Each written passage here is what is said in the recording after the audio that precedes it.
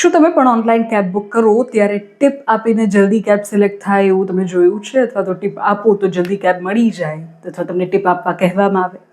તો હવે આ ટિપનો ખેલ બંધ થઈ જવાનો છે, કારણ કે કેન્દ્ર સરકારે ઓલા ઉબેર જેવા એગ્રીગેટર્સને કડક આદેશ આપ્યા છે.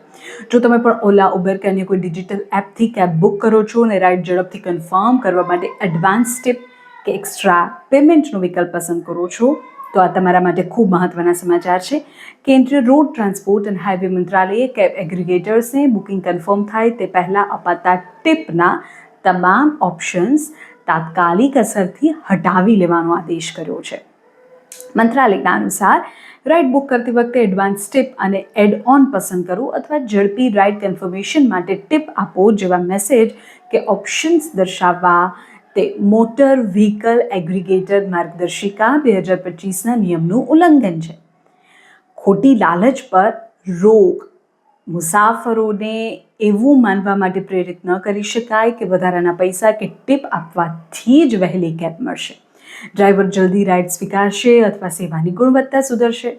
આ સિવાય એપમાં ફીચર્સમાં ફેરફાર. તમામ કેબ એગ્રીગેટર એપ્સ અને ડિજિટલ પ્લેટફોર્મ્સને તાત્કાલિક ધોરણે પોતાની એપની સમીક્ષા કરી તમામ વિકલ્પો અને પોપઅપ મેસેજ દૂર કરવાનો નિર્દેશ આપી દેવાયો છે. હવે નવા નિયમો અને માર્ગદર્શિકા શું કહે છે? મુસાફર પોતાની મરજીથી ટિપ આપવા માંગે તો માત્ર રાઇડ પૂર્ણ થયા પછી જ આપી શકશે. મુસાફર દ્વારા આપવામાં આવતી ટિપની પૂરેપૂરી રકમ સીધી ડ્રાઈવરના ખાતામાં જશે. કંપની તેમાં કોઈ પણ પ્રકારનું કમિશન કે કાપ નહીં મૂકી શકે.